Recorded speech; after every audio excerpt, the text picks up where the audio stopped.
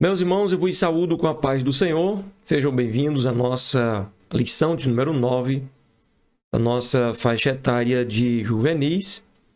Estamos estudando hoje sobre este assunto, inimigo íntimo, baseado em Mateus 26, verso 23, que nos fala o seguinte: E ele respondendo disse: O que mete comigo a mão no prato, esse me há de trair. Jesus andava ali com alguns de seus discípulos e um deles estava ali como um amigo disfarçado, Porque na verdade estava fazendo o papel do diabo, era inimigo, E era o Judas Iscariotes. Leitura bíblica em classe, nós temos aqui 2 Pedro, capítulo 2, verso 1 ao 3, verso 9 e verso 17 ao 22. Que diz: E também houve entre o povo falsos profetas, como entre vós haverá também falsos doutores. Veja que o texto bíblico é claro, entre vós, no meio da gente, no meio da igreja. E eles introduzirão encobertamente heresias de perdição. Veja que são heresias que podem levar à perdição. E negarão o Senhor que os resgatou. Veja que são pessoas que haviam sido resgatadas pelo Senhor, trazendo sobre si mesmos repentina perdição. Mesmo sendo doutores, altamente conhecedores da Bíblia, porém, desviaram-se da fé. Que ocorre aqui um tipo de apostasia, Algo muito perigoso na vida de uma pessoa. E muitos seguirão as suas dissoluções. Veja que são pessoas que se tornam dissolutas, pelos quais será blasfemado o caminho da verdade. Jesus já havia advertido, Ai, mista que os escândalos aconteçam, mas ai daquele através de quem o escândalo acontece. Verso 3. E por avareza farão negócio de vós, com palavras fingidas, sobre os quais já de largo tempo não será tardia a sentença, e a sua perdição não dormita. Podem fazer isso e negociar, vender o rebanho, porém vai receber a sentença dada pelo Senhor. Verso 9. Assim sabe o Senhor livrar da tentação os piedosos, aqueles que são realmente dedicados a Deus, e reservar os injustos, aqueles que agem com injustiça, serão reservados para o dia de juízo, para serem castigados. Verso 17. Estes são fontes, mas sem água, nuvens levadas pela força do vento, para os quais a escuridão das trevas eternamente se reserva. Misericórdia, é sério isso, viu? Bom mesmo é servir o Senhor com verdade, com sinceridade, buscando viver a vontade de Deus, não a nossa. Pode alguém tirar proveito da obra do Senhor, proveito próprio, para benefício próprio, enriquecimento próprio? Pode. Pode alguém pegar um trecho bíblico e formar uma doutrina própria sua? Pode. Porém, haverá uma prestação de contas minuciosa ao dono da obra e ao Senhor da palavra. Então, bom é se sujeitar a Deus. Bom é fazer a vontade de Deus e não dar lugar a concupiscências, E a prazeres que são transitórios e passageiros. Está escrito ainda no versículo 18: Porque falando coisas muito arrogantes de vaidades, enganam, com as concupiscências da carne e com dissoluções aqueles que se estavam afastando dos que andam em erro, prometendo-lhes liberdade, sendo eles mesmos servos da corrupção. Porque de quem alguém é vencido, do tal faz-se também servo. Essas pessoas são vencidas pela ganância, essas pessoas são vencidas pela vanglória e então são servas destas coisas. São servos da corrupção. Verso 20. Porquanto se, depois de terem escapado das corrupções do mundo, pelo conhecimento do Senhor e Salvador Jesus Cristo, forem outra vez envolvidos nelas e vencidos, tornou-se-lhes o último estado pior do que o primeiro. Veja que é possível sim acontecer. Há quem diga que não. Que uma vez livre, livre para sempre. Mas não é isso que esse texto está dizendo. Veja que alguém aqui escapou. Portanto, ou porquanto, se, depois de terem escapado das corrupções, através do que escaparam? Do conhecimento do Senhor e Salvador Jesus Cristo, forem outra vez envolvidos nelas e vencidos, porque se houver um envolvimento, vai ser vencido, tornou-se o seu último estado pior do que o primeiro. Verso 21, porque melhor lhes fora não conhecerem o caminho da justiça, do que conhecendo-o, desviarem-se do santo mandamento que lhes fora dado. Deste modo, sobreveio-lhes o que por um verdadeiro provérbio se diz: o cão voltou ao seu próprio vômito, a porca lavada ao espojadouro de lama.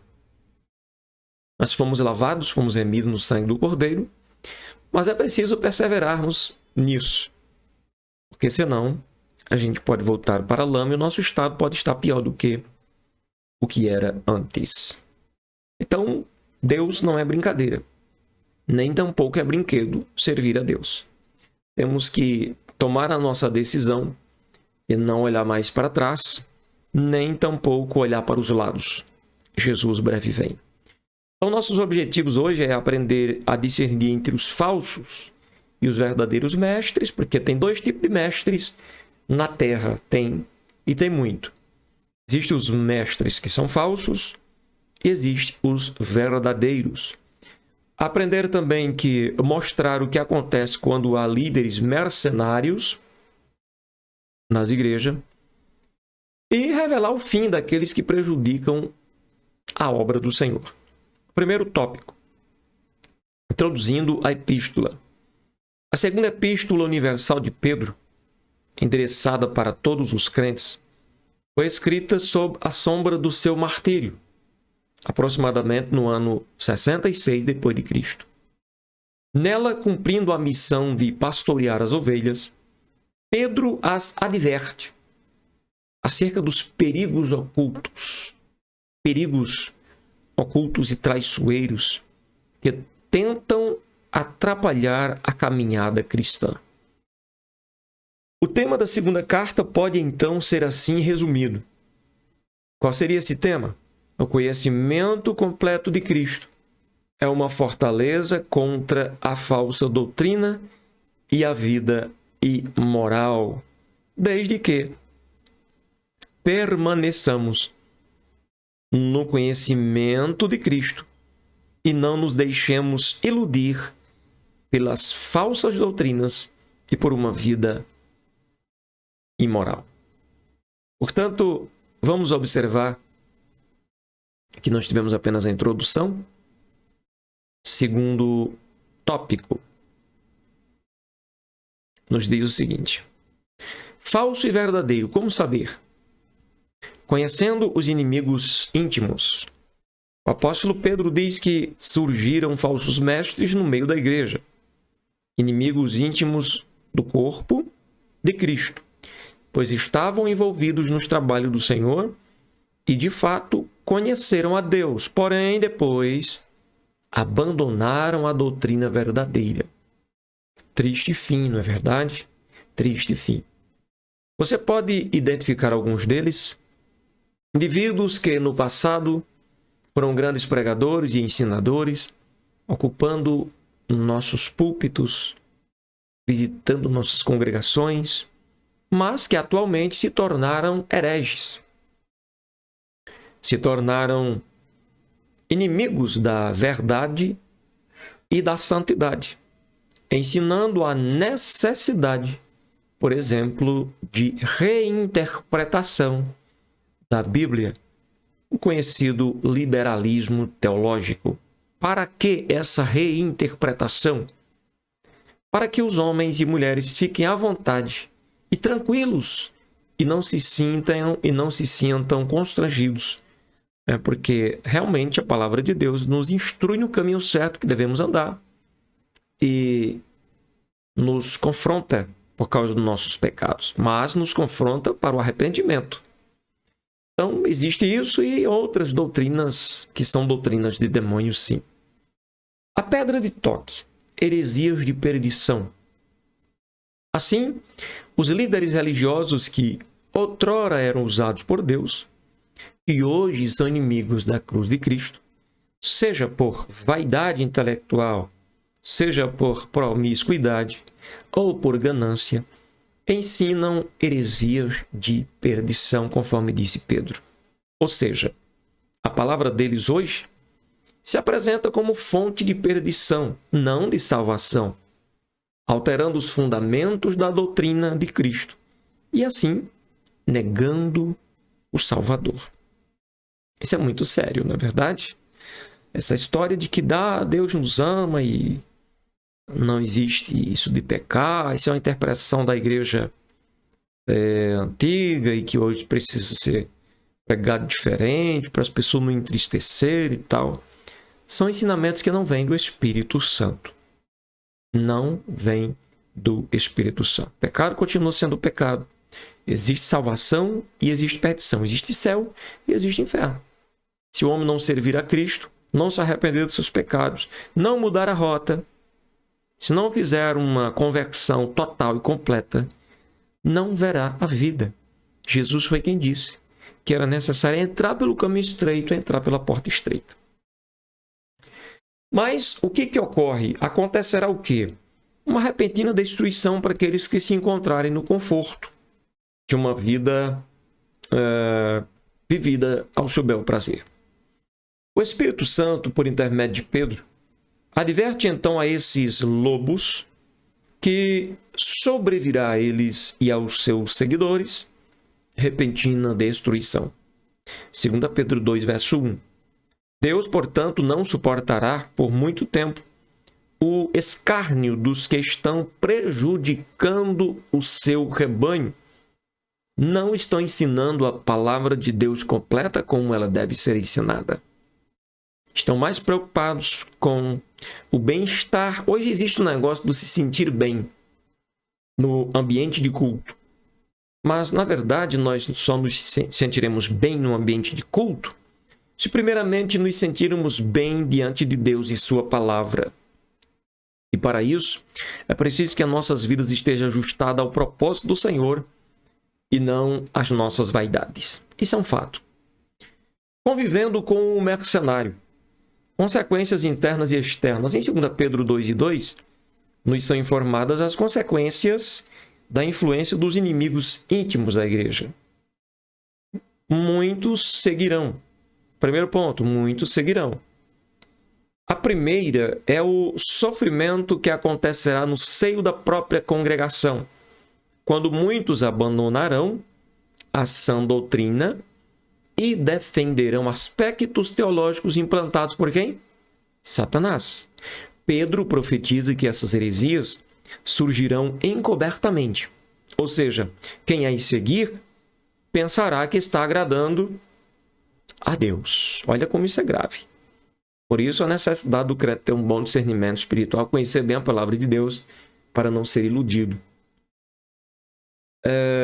Outra consequência acerca do conviver, né, com o mercenário. Existem consequências internas e externas. Escândalo para o evangelho. Outro efeito da penetração das heresias na igreja será percebido pelas pessoas do mundo, que verão crentes perdendo as características de Cristo. Há uns anos atrás, muitos de nós éramos criticados e perseguidos por causa do nome de Jesus. Já hoje, muitos são perseguidos por causa dos maus testemunhos e maus exemplos que são dados, né? Então, são escândalos para o evangelho, um atrás do outro, pois está escrito, né, que será blasfemado o caminho da verdade. Em sucessivos processos de decepção, levando as pessoas a se afastarem da vontade do nosso Deus. Vamos ao nosso segundo subtópico do tópico 3. Encenação, prometendo-lhes liberdade.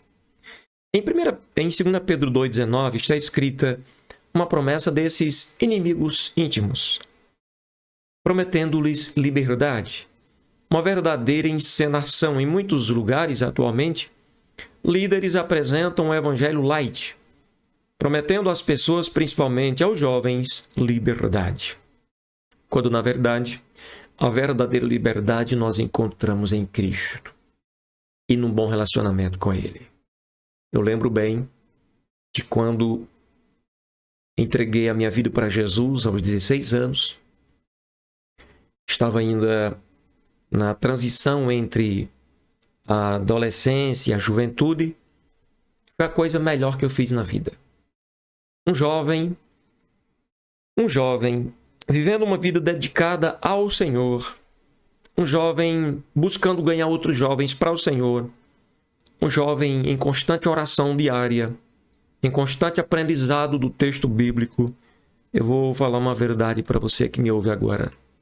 Ele não precisa buscar os prazeres do mundo, porque o prazer e a alegria do céu vai estar presente no coração dele. Disso eu desfrutei até os meus 39 ou 40 anos, como já tenho hoje. Tenho desfrutado dessa grande bênção. Tenho dito para os jovens com quem converso: eles podem ser cheios, preenchidos e completos, sem ter que ceder para o engano do pecado.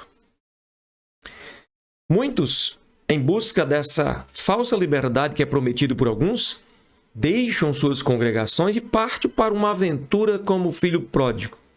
Abandonam os princípios, abandonam os costumes, abandonam a liturgia, o padrão de santidade, em busca dessa tão sonhada liberdade. Algo muito parecido com a proposta da antiga serpente aos nossos primeiros pais, lembram?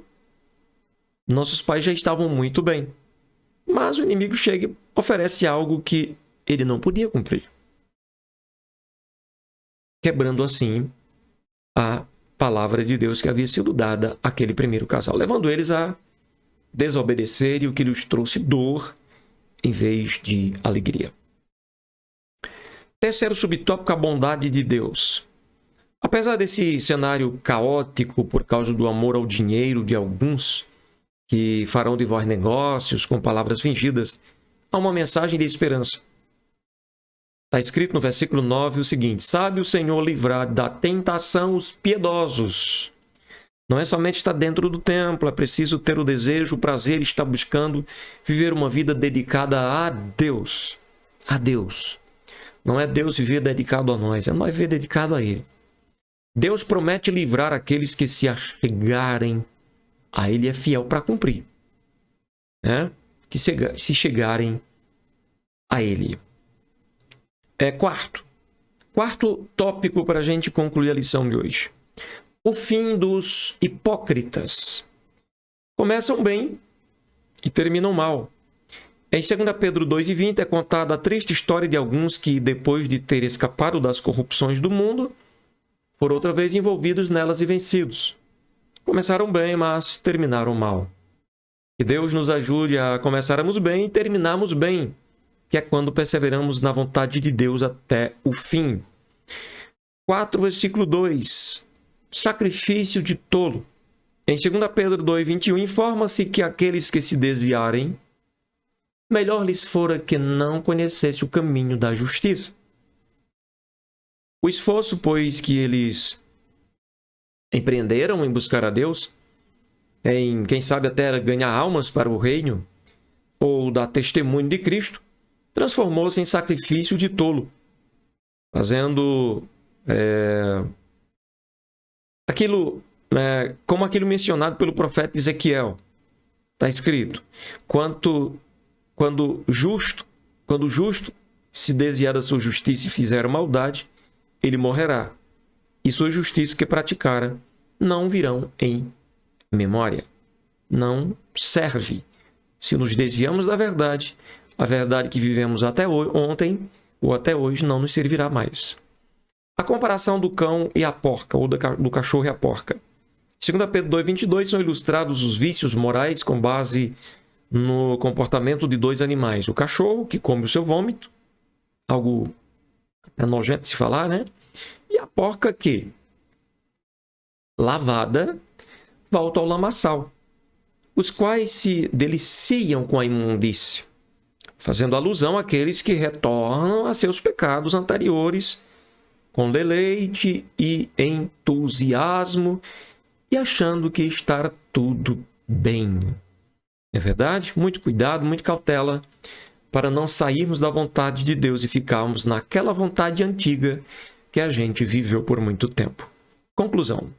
Os falsos doutores podem corromper a nossa fé num processo que começa com o afastamento das verdades fundamentais das Escrituras, passando a uma vida incoerente com a fé, incorrendo em ganância e, por fim, em depravação total. Sigamos o conselho de Pedro. 2 Pedro 3,17. Guardai-vos de que, pelo engano dos homens abomináveis, sejais juntamente arrebatados e descaiais da vossa firmeza. Esse texto não se refere, essa mensagem não se refere a homens abomináveis que estão lá no mundo, mas infiltrados na igreja. Aí é onde mora o perigo. Estejamos atentos e alerta. Somente os que amam a verdade de Deus vão escapar desse engano tão sutil que age no meio da igreja do Senhor. Deus abençoe a todos. Em nome de Jesus, até a próxima aula, conforme o Papai do Céu nos conceder.